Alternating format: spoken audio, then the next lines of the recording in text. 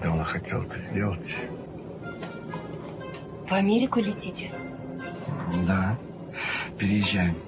Америка самая свободная страна. Страна возможностей. А вы с мужем летите? Да, мы вместе. Он сейчас подойдет. А вот и мой муж. Знакомьтесь. Эмили.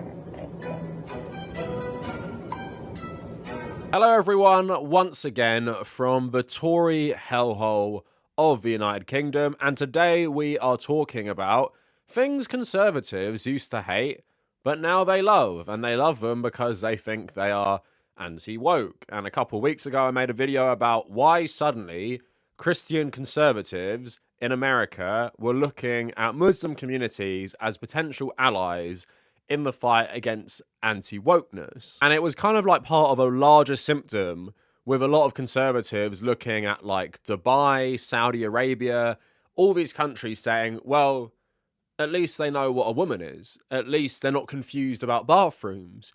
At least they still love the family and tradition. And a lot of conservatives have been saying that about Muslims, despite the fact, growing up, of course, I remember all conservatives hated Muslims. It was literally like the number one thing. Even with Donald Trump, when he started his campaign and his presidency, it was still about hating Muslims. And now loads of conservatives are saying, well, let's ally with the Muslims to fight against woke. And on that note, now conservatives love Russia because Russia is anti-woke as well. And even Putin has been saying in speeches like various things they'd agree with, kind of like pandering to this audience, talking about, I don't know, grooming, degeneracy, all that stuff.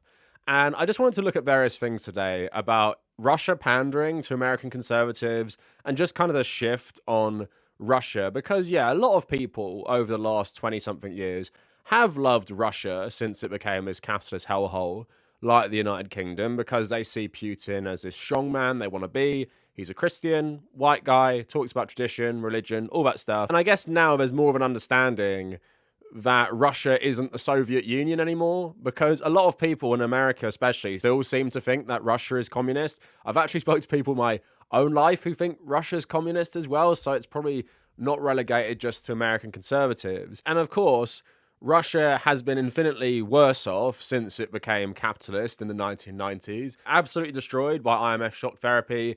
And of course, back in the day, Boris Yeltsin, Putin, absolutely loved by the West. So many pictures of like Tony Blair and Putin. They backed this guy because they wanted a capitalist Russia. But because Putin himself is this right-wing nationalist, he does things for Russia's benefit with that framework, which goes against Western desires on Eastern Europe. So I want to talk about all of this today and the shift of conservatives on Russia. Before we go any further, please like the video. Also follow me on social media at the Kavernacle on Twitter, Threads, Blue Sky, and Instagram. Also consider becoming a patron, trying to build up as many $1 to $3 patrons as possible. Benefits include access to exclusive content, access to my Switch friend code, and access to the private patrons Discord server. Once you've become a patron, give me a DM so I can send you your code for the server as well. Also, check out my subreddit and check out the second channel for links to everything down in the description. So like I said, historically, Russia has been the big boogeyman in American politics, going back to like the Bolshevik Revolution in the 1910s and 20s. US servicemen after World War I were actually sent to Russia to fight the Bolsheviks. The US had its own Red Scare in the 20s, and of course the whole history with the Soviet Union.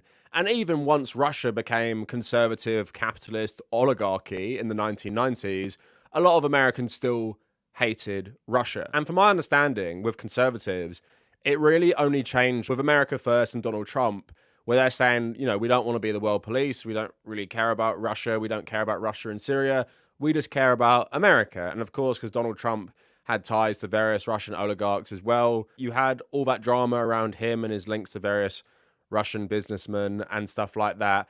And it just seems like, you know, they don't really care about Russia as a threat to the US because they don't really want the US to be in the same position. And also a lot of them like love Russia for being racist, anti-LGBT, anti-woke, Christian, all that horrible stuff. But you guys remember this, happened about 2 years ago. There was like a US Army ad, and I've played this a couple times when I've been talking about like woke washing, imperialism, capitalism. And there was two. Basically, one was about like a Latina CIA agent talking about how like great it was being like a woman in the CIA. And then there was another one about the US Army and someone who had lesbian parents. And then there was a Russian army ad that seems inspired by that old Halo 3 ODST promo live action film back in the day. And conservatives are going absolutely mad for this film, saying like, look at the US military.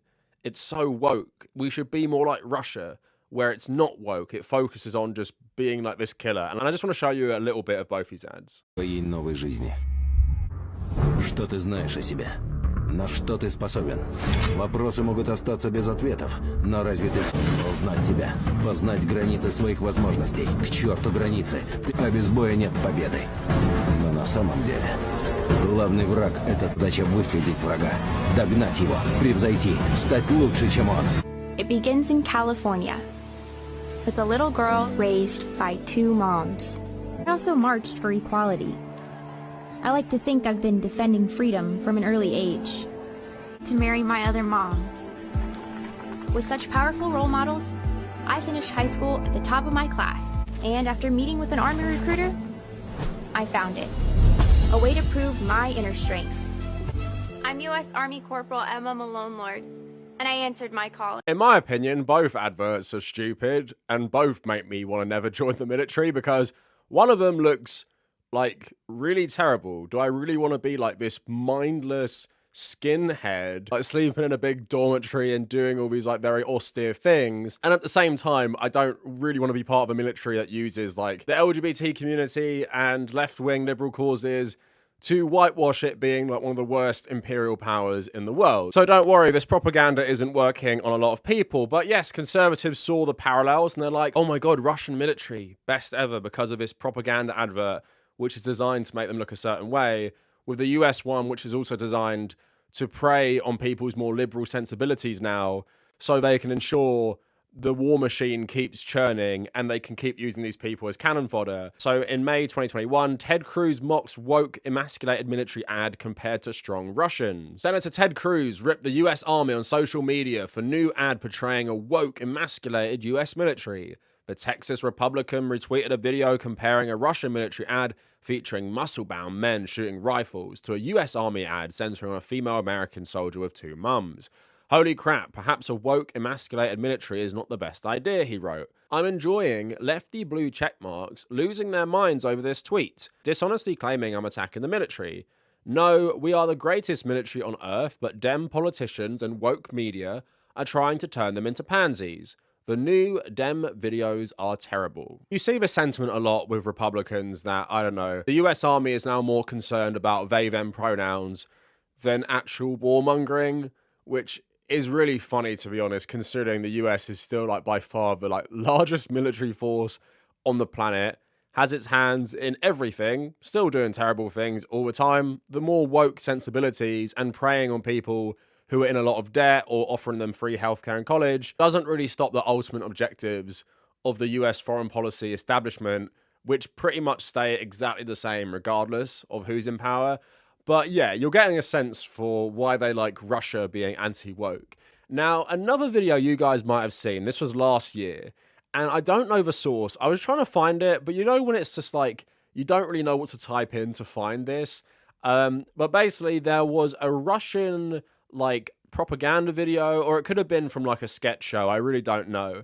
But it's basically about a Russian family fleeing to America and regretting their decision on the plane because of American wokeness. And you had like loads of Americans agreeing with it. So you have here, not really propaganda when it's the truth. And while these commercials are funny, the sad part is they're actually true. It shows how messed up the West is. Hopefully the Red Wave 2022 is the beginning of changing this pathetic aspect of our culture. Obviously that Red Wave didn't happen, but let's take a look at the video because I find it funny, obviously not in the way that it's intended. So it's about 2 minutes long. Let's have a look. Как я давно хотел это сделать. В Америку летите? Да, переезжаем. Америка самая свободная страна. Страна возможностей. А вы с мужем летите? Да, мы вместе. Он сейчас подойдет. А вот и мой муж. Знакомьтесь. Эмили.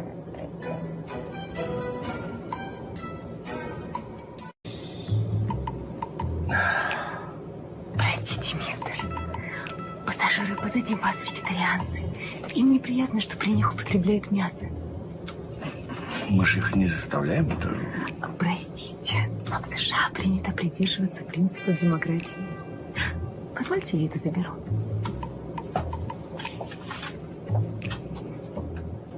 Парень, тут очередь в туалет. What do you want? В очередь, говорю, встань в туалет. I want to go to the toilet. Простите, мистер, что случилось? Да вот парень без очереди лезет тут. И что? Вы не хотите его пропустить? Я? Конечно, конечно. Его надо пропустить. Мы подождем. Его народ долгие годы терпел притеснение белых. Мы перед всеми афроамериканцами в долгу. Простите нас, сэр. Прошу вас.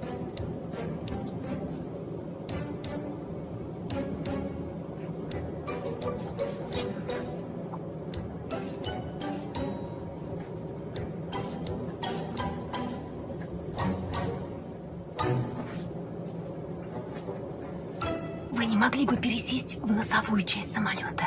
В смысле, я один? Нет, вы все трое. Зачем? Там сзади пара, а не child-free. Дело в том, что ваш сын попадает в поле их зрения, и это вызывает у них дискомфорт.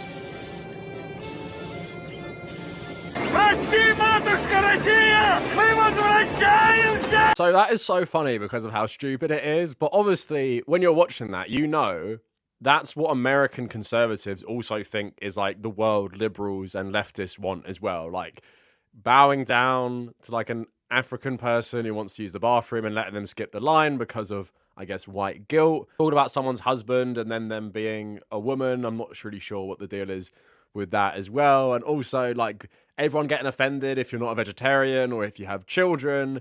I don't know what the context of that video is. Like, is it meant to satire what Russians think?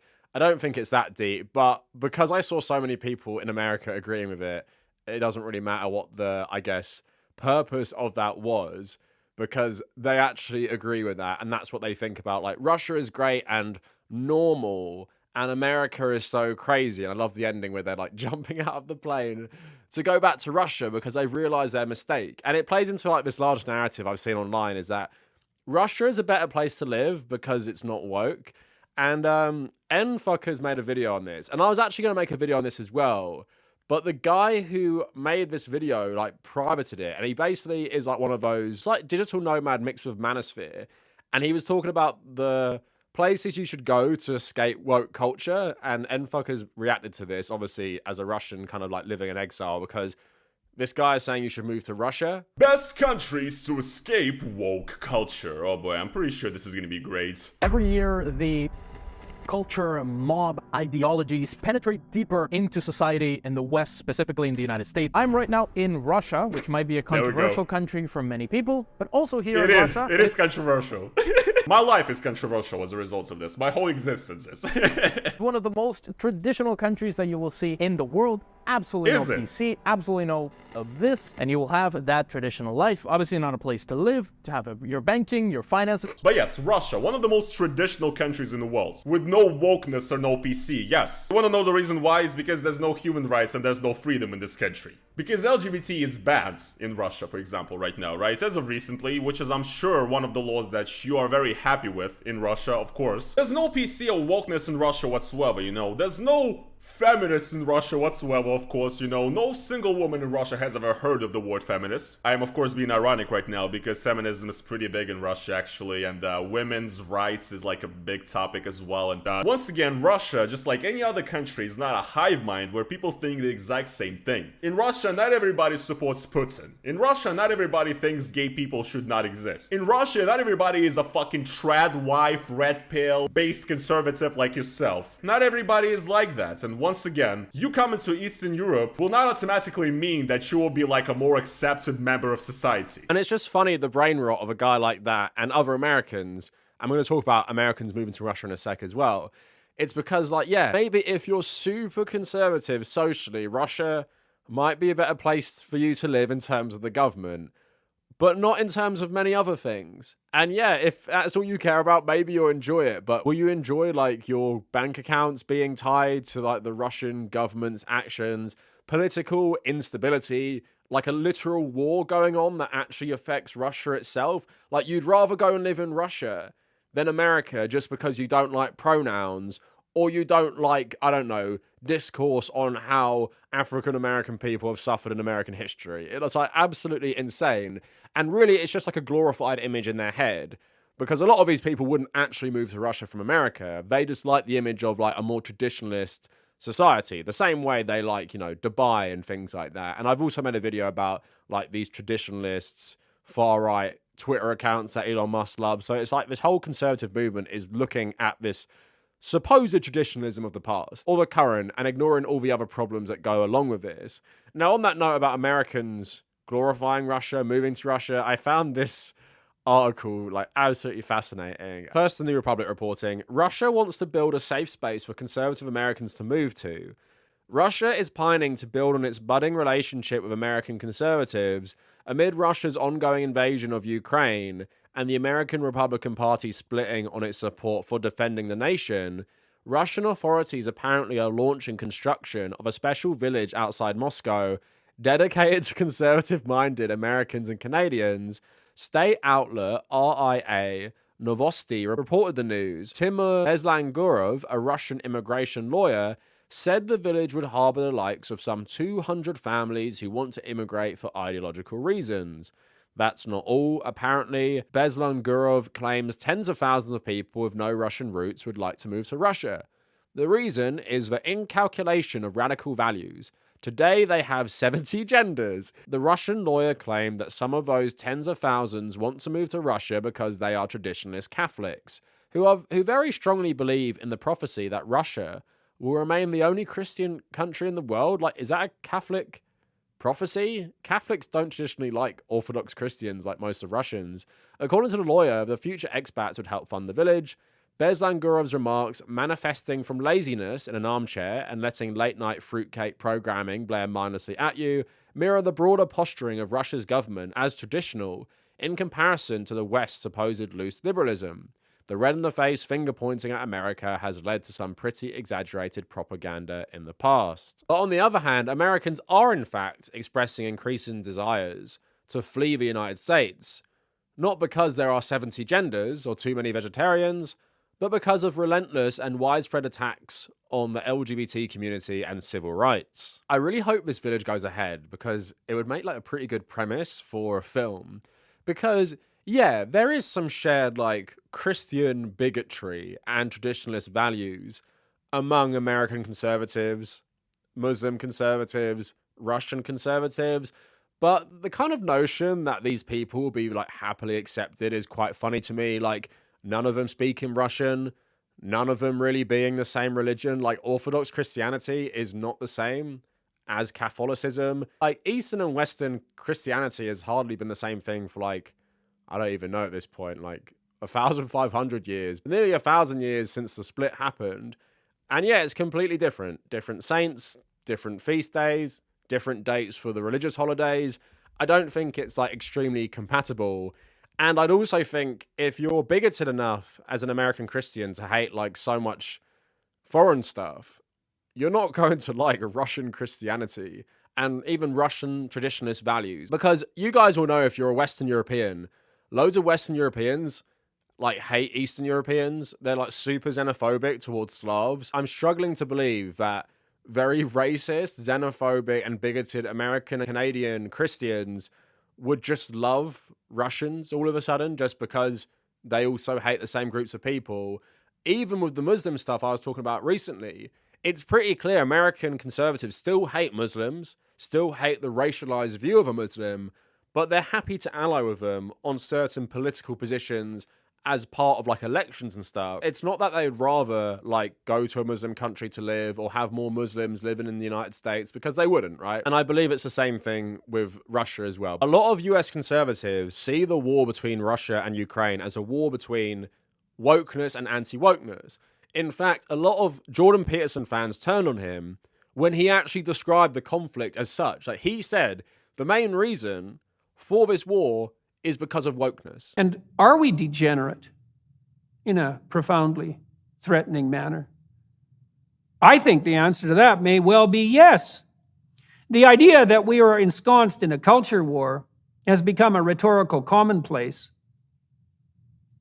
How serious is that war?